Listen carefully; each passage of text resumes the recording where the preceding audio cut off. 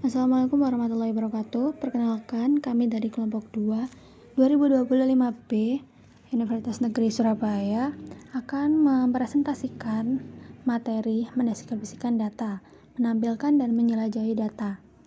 Dengan saya Isma Chandra Apsari Rahayu, NIM digit terakhir 057, dan rekan saya Naura Rukmawati dengan NIM 021, Ayuda Ramadhani dengan digit NIM terakhir 034, Dasinta Sukma NIM digit terakhir 055, Florencia Araya dengan NIM digit terakhir 056, serta Safira Ruli 071. Nah, pada slide ini ada sasaran, yakni dijabarkan dengan poin-poin sebagai berikut: mengembangkan dan menafsirkan diagram titik, mengembangkan dan menafsirkan tampilan batang dan daun, menghitung serta memahami kuartil, desil, dan persentil, lalu membuat dan menafsirkan diagram kotak, menghitung serta memahami koefisien kemiringan, menggambarkan dan menafsirkan diagram sebaran, serta membuat dan menafsirkan tabel kontingensi. Next, ada diagram titik. Diagram titik adalah salah satu cara sederhana untuk menampilkan data. Diagram ini mengelompokkan data sesedikit mungkin, sehingga identitas setiap observasi individu tidak hilang. Caranya, setiap data ditampilkan sebagai sebuah titik pada garis bilangan horizontal. Nah, titik-titik ini menunjukkan nilai dari data tersebut. Jika data yang sama atau sangat berdekatan, maka titik-titik akan ditumpuk satu sama lain. Dengan demikian, diagram titik sangat berguna untuk melihat penyebaran data secara cepat dan jelas. Berikut ada contoh diagram titik. Di sini kita punya contoh nyata. Data yang ditampilkan adalah jumlah kendaraan yang terjual dalam 24 bulan terakhir di dua dealer mobil, yakni Smith Ford Mercury Jeep di Pennsylvania dan Propi Honda Volkswagen di Ohio. Angka-angka yang kita lihat pada tabel merupakan jumlah penjualan bulanan selama 2 tahun. Dari data tersebut, kita bisa membuat diagram titik untuk menunjukkan distribusi penjualan. Dengan diagram titik ini, kita akan lebih mudah membandingkan pola penjualan di kedua dealer. Selanjutnya, data penjualan tadi sudah divisualisasikan menggunakan software statistik, yakni Minitab. Di sini terlihat dua plot titik. Yang pertama ada dealer Smith dan yang kedua untuk dealer Propi. Setiap titik mewakili jumlah penjualan per bulan. Dari gambar ini kita bisa langsung melihat bagaimana pola penjualannya. Selain itu, Minitab juga memberikan ringkasan statistik seperti rata-rata penjualan, median, nilai minimum, maksimum, hingga kuartil. Dengan cara ini, kita tidak hanya melihat data mentah, tetapi juga mendapatkan gambaran umum tentang kecenderungan data. Presentasi selanjutnya akan dilanjutkan oleh rekan saya, Naura. Selanjutnya, ada diagram batang dan daun. Pertama-tama, perkenalkan saya Naura dengan NIM 3 digit di belakang 021. Nah, di sini kami telah menunjukkan cara merorganisasi data ke dalam distribusi frekuensi yang minggu-minggu kemarin sudah dijelaskan. Nah, keuntungan pertamanya yaitu dapat mengorganisasi data ke dalam tabel distribusi frekuensi adalah kita mendapatkan gambaran visual itu cepat dan tentang bentuk distribusinya. Tetapi pada tabel distribusi frekuensi itu ada dua kelemahan. Yang pertama, kita akan kehilangan identitas pasti setiap nilai, dan juga kita tidak yakin bagaimana nilai-nilai dalam setiap kelas itu didistribusikan. Untuk mengatasi kedua kekurangan tersebut, kita bisa menggunakan tampilan diagram batang dan daun. Nah, tampilan diagram batang dan daun itu adalah teknik statistik di mana menyajikan sekumpulan data yang dibagi menjadi dua bagian. Digit terdepan pada data menjadi bagian batang dan digit terakhirnya menjadi bagian daun. Nah, batang ditempatkan di sepanjang sumbu vertikal, sedangkan nilai daun ditumpuk satu sama lain pada sepanjang sumbu horizontal. Nah, apa bedanya tampilan batang dan daun ini dibandingkan distribusi frekuensi? Biar teman-teman nggak bingung, maka kita langsung ke contoh aja ya. Misalkan ada 7 observasi dalam kelas dari angka 90 sampai dengan 100, yang dimana nilainya adalah 96, 94, 93, 94, 95, 96, dan 97. Nah, nilai stem adalah digit terdepan. Dalam hal ini nilai stemnya adalah 9. Kemudian digit terakhirnya adalah daun, yang dimana itu angka 6, 4, 3, 4, 5, 6, dan juga 7. Nah, stem ini bisa ditempatkan pada bagian kiri pada garis vertikal, dan nilai daun pada bagian kanan. Bisa dilihat pada tabel. Jadi, yang ditaruh bagian kiri itu adalah nilai puluhannya. Kemudian yang di bagian kanan itu nilai satuannya. Kita melangkah pada soal selanjutnya. Di situ tertera tabel 4.1 menunjukkan jumlah spot iklan radio berdurasi 30 detik yang dibeli oleh masing-masing dari 45 anggota Asosiasi Dealer Mobil Greater Buffalo pada tahun lalu. Susun data tersebut ke dalam diagram batang dan daun. Kemudian pertanyaannya, pada nilai berapakah jumlah spot iklan cenderung mengelompok? Yang kedua, bagaimana jumlah spot iklan paling sedikit yang dibeli oleh seorang dealer? Yang ketiga, berapa jumlah spot iklan terbesar yang dibeli? Nah, bisa dilihat data-datanya teman-teman, itu dari angka 96 sampai dengan 138. Nah, kemudian kita bisa mengelompokkannya menjadi diagram batang dan daun. Di situ ada stemnya 8, kemudian leafnya ada 9 dan 8. Pada stem 9 ada leafnya 6, 3, 5, 6, 4, 4, 7. Pada stem 10 ada leafnya 3, 7, 3, 4, 6, 3. Dan seterusnya sampai dengan stem 15, leafnya 6, 5, 5. Untuk data seperti 150 atau 140, pokoknya yang ratusan, kita bisa mengambil 2 digit dari depan, yaitu 10, 11, 13, 12, 14, dan 15. Kemudian untuk satuannya kita taruh di bagian daun. Jika data-data tersebut sudah dijadikan menjadi diagram batang dan daun, kita bisa menjawab ketiga soal yang tadi. Yang pertama, pada nilai berapakah jumlah spot iklan cenderung mengelompok? Bisa dilihat pada leafnya, datanya yang cenderung mengelompok ada pada stem 11, yaitu dengan leaf dari 7 hingga 3.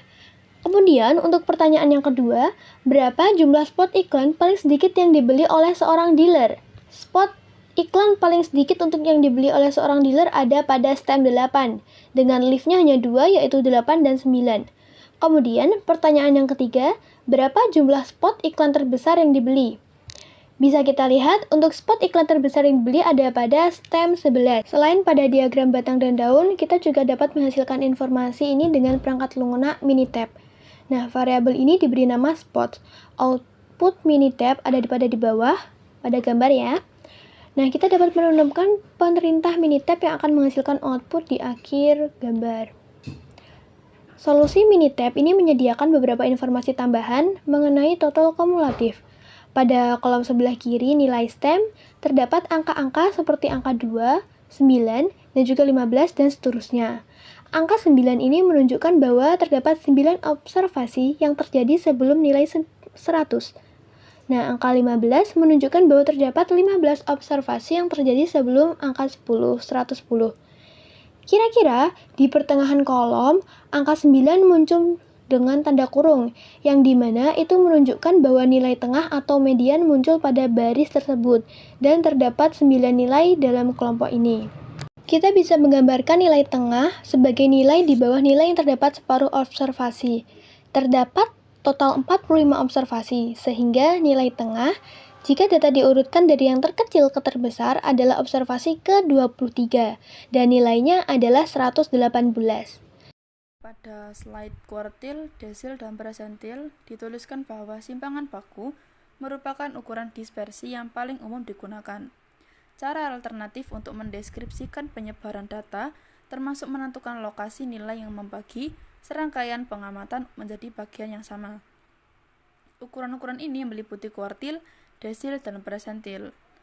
Selain simpangan baku, data bisa dibagi menjadi 4 kuartil, 10 desil atau 100 persentil untuk melihat posisi nilai. Selanjutnya terdapat perhitungan persentil. Untuk memformalkan prosedur komputasi, biarkan LP merujuk pada lokasi persentil yang diinginkan. Jadi, jika kita ingin mencari persentil ke-33, kita akan menggunakan L33. Dan jika kita menginginkan median persentil ke-50, maka L50. Jumlah observasi adalah N. Jadi, jika kita ingin mencari median, posisinya adalah di N plus 1 per 2. Atau kita bisa menuliskannya sebagai N plus 1 P per 100, di mana P adalah persentil yang diinginkan. Jadi persentil itu dihitung dengan rumus LP sama dengan dalam kurung N plus 1 tutup kurung dalam kurung P per 100 tutup kurung, yang menunjukkan posisi nilai dalam data. Selanjutnya, menggambarkan hubungan antara dua variabel sebagai contoh diagram sebar. Grafik 1, Age of Buses and Maintenance Cost, menunjukkan hubungan antara umur bus dan biaya perawatan. Grafik yang kedua, height versus salary, menunjukkan hubungan antara tinggi badan dan gaji. Grafik 3, auction price versus odometer, menunjukkan hubungan antara harga lelang, mobil, dan jarak tempuh, odometer. Diagram sebar digunakan untuk melihat hubungan dua variabel. Titik-titik menunjukkan pasangan data. Misalnya, semakin tua usia bus, biaya perawatan cenderung naik. Selanjutnya, terdapat contoh dari persentil. Berikut adalah komisi yang diperoleh bulan lalu oleh sampel 15 broker di kantor Salomon Smith Barney di Oakland, California. Tentukan median, kuartil pertama, dan kuartil ketiga untuk komisi yang diperoleh. Data komisi broker diberikan. Dari data ini, kita bisa mencari median, kuartil pertama, dan kuartil ketiga untuk memahami distribusi pendapatan mereka. Selanjutnya terdapat langkah pertama dari contoh persentil tadi. Langkah pertamanya yaitu atur data dari nilai terendah ke terbesar. Data setelah diurutkan sebagai berikut. Nah, langkah pertamanya dalam mencari persentil adalah mengurutkan data. Setelah itu, barulah kita bisa menentukan median, kuartil 1 dan kuartil 3-nya dengan lebih mudah. Selanjutnya terdapat perhitungan persentil. Untuk memformalkan prosedur komputasi, biarkan LP merujuk pada lokasi persentil yang diinginkan. Jadi, jika kita ingin mencari persentil ke-33, kita akan menggunakan L33. Dan jika kita menginginkan median persentil ke-50, maka L50. Jumlah observasi adalah N. Jadi, jika kita ingin mencari median, posisinya adalah di N plus 1 per 2, atau kita bisa menuliskannya sebagai N plus 1 P per 100, di mana P adalah persentil yang diinginkan. Jadi persentil itu dihitung dengan rumus LP sama dengan dalam kurung N plus 1 tutup kurung dalam kurung P per 100 tutup kurung, yang menunjukkan posisi nilai dalam data. Nah, kali ini saya akan menjelaskan mengenai gambar output dari Minitab yang menampilkan statistik deskriptif dan histogram, yang dimana variabel dengan harga US dollar.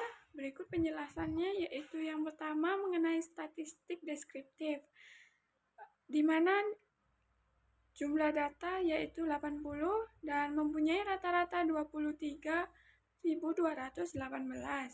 dan standar deviasi yakni 4.354 dan minimum yakni 15.546. Dan di mana data kuartil 1 yaitu 25% data berada di bawah 20.074 dan memiliki median 22.831. Dan kuartil 3 yaitu 75% berada pada di bawah 25.795 dengan maksimum harga tertinggi yaitu 35.925. Dan sedangkan histogram tersebut yaitu pada sumbu X. Sumbu X berada harga $1.000 dan sumbu Y frekuensi jumlah data dalam setiap interval harga, di mana besar data berada di rentang 18 sampai $26.000. Sedangkan distribusi terlihat condong ke kanan karena ada beberapa harga yang jauh lebih tinggi sekitar 30 sampai 36.000 sehingga menaikkan nilai maksimum. Dan yang ketiga yaitu interpretasi. Sebagai besar, harga berkisar antara 20.000 sampai 26.000. Ada outlier atau data ekstrim pada kisaran 30.000 meskipun jumlahnya sedikit. Nilai mean atau rata-rata yakni 23.218, sedikit lebih besar dari median yaitu 22.831, menandakan distribusi agak miring ke kanan. Pada gambar Excel tersebut di mana di sisi kiri kolom B sampai dengan kolom D terdapat data mentah, yakni harga contohnya 23.197 dan 23.372 dan 20.454 dan seterusnya. Usia contohnya itu pada umur 46, 48, 40 atau mungkin usia rumah atau produk. Jenis bernilai 0 atau 1, mungkin kategori atau binari, misal tip rumah atau tip produk. Dan yang kedua yaitu hasil analisis statistik pada kolom H sampai dengan kolom J. Hasil perhitungan statistik deskriptif untuk variabel harga US dollar ditampilkan yaitu mean atau rata-rata yakni 23.218 ribu dolar dan standar error atau kesalahan standar yakni 0,487 dengan median 22.831 dolar dan modenya bernilai seharga 20.646. Standar deviasi yakni 4.354. Sedangkan varian sampel yakni 18.961 dan kurtosis yakni 0,543, di mana squeeze atau kecondongan yakni bernilai apabila miring ke kanan ada beberapa harga tinggi karena menarik ekor distribusi. Rank atau jangkauan yakni 20.379, minimum dengan harga 15.546 dan maksimumnya yaitu 35.925. Rentang harga antara 15,5 ribu hingga 35,9 ribu dolar. Jumlah yakni 1.857.45.3. Total penjumlahan semua data harga dan N adalah jumlah data yakni 80.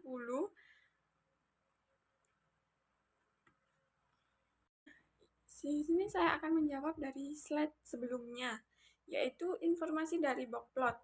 Memiliki nilai maksimum yaitu 13 menit, ditunjukkan oleh ujung visor kiri. Dan kuartil 1 yakni 15 menit, ujung kiri kotak, atau 25% data kurang lebih 15 menit. Dengan median 18 menit, yaitu pada garis tebal di tengah kotak, atau separuh pengiriman selesai kurang lebih 18 menit. Pada kuartil 3 yaitu 22 menit, ujung kanan kotak, atau 75% data kurang lebih 22 menit. Nilai maksimum yaitu 30 menit, ujung visor kanan.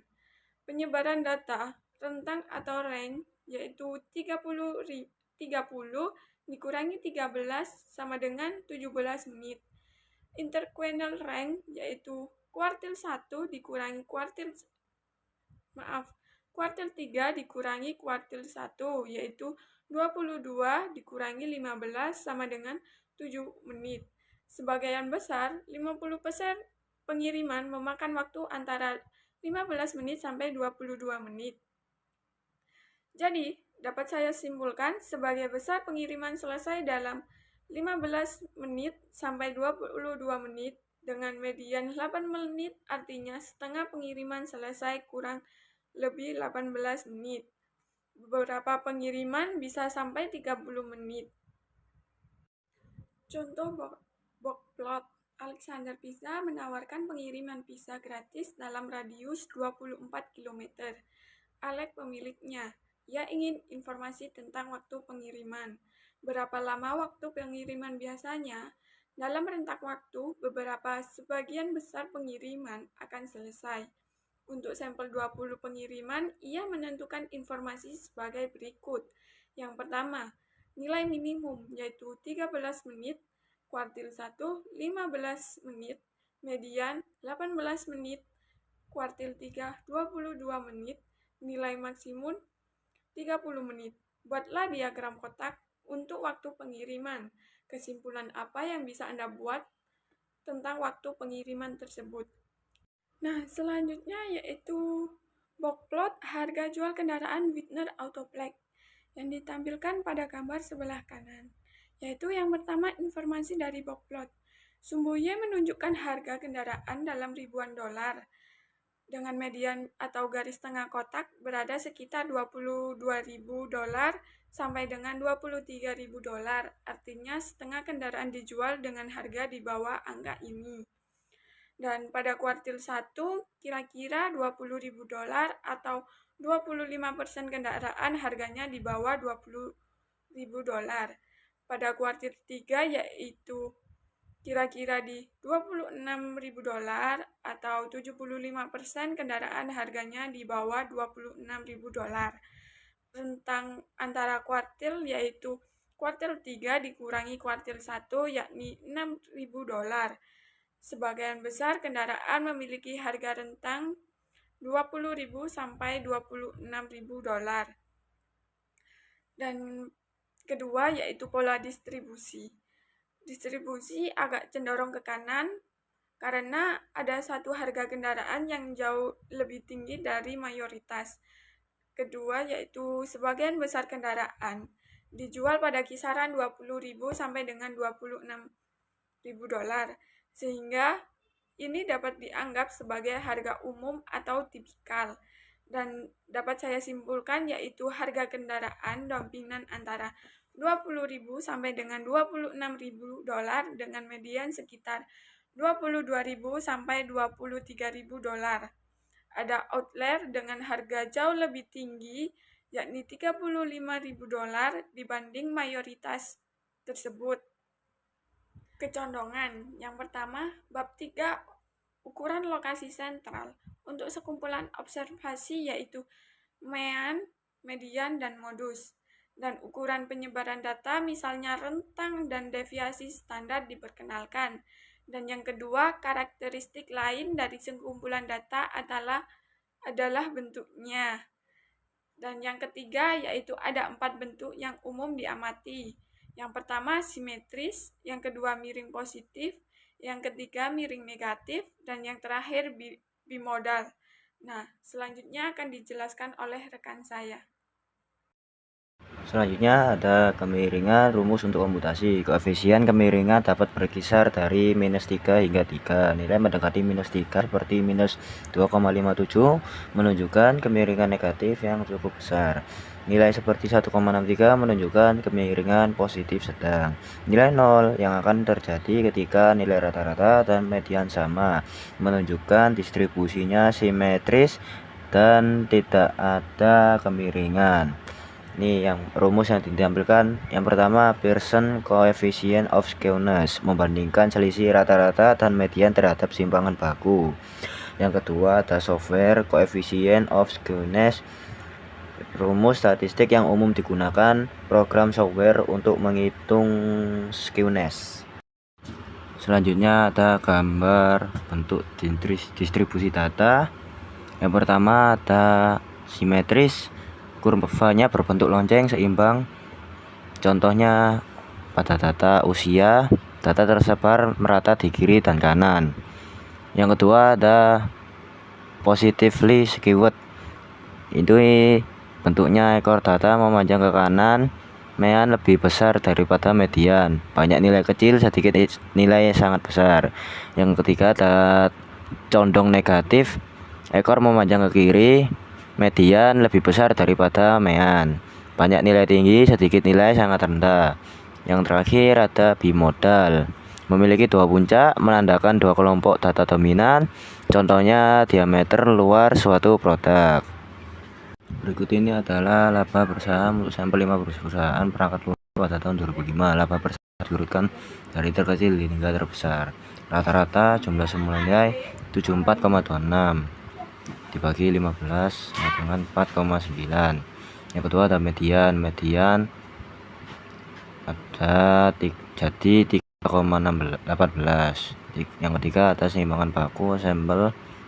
Berikut perhitungan ringkasnya ketemu 5,2. Yang keempat ada koefisien kemiringan atau Pearson. Masukkan nilai, jadi hasilnya 1,02 positif. Selanjutnya ada kemiringan rumus untuk komputasi. Ini untuk menilai kemiringan data, kita menghitung rata-rata simpangan baku lalu memasukkan semuanya ke rumus Pearson.